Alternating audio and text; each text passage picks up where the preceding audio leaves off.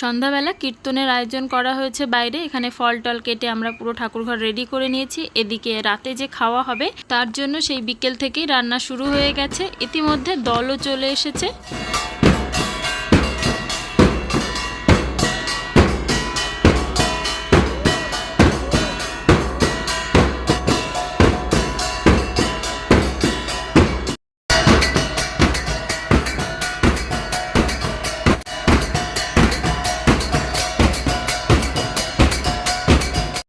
কিছুক্ষণ ডাঙ্কা বাজিয়ে কীর্তন করার পরে এখানে গান হয়েছিল, তা সেই ভিডিওগুলো আমার করা হয়নি। তারপরে আমরা ভাতের ভোগ দিয়ে দিয়েছি ঠাকুরকে। এবার যেহেতু কীর্তন সম্পূর্ণ হয়েছে তো সকলকে খেতে দেওয়া হবে। যেহেতু পুরো অনুষ্ঠানটা আমাদেরকে নিয়ে আর ভিডিও আমি করি, তাই গানের ভিডিও যেমন দুপুরবেলা খাওয়ার ভিডিও সবকিছু আমি করে উঠতে পারিনি। কীর্তন শেষ করার পরে সকল ভক্তবৃন্দদের প্রসাদ গ্রহণের মধ্যে দিয়েই আমাদের এই দীক্ষা নেওয়ার অনুষ্ঠান এখানেই শেষ হয়।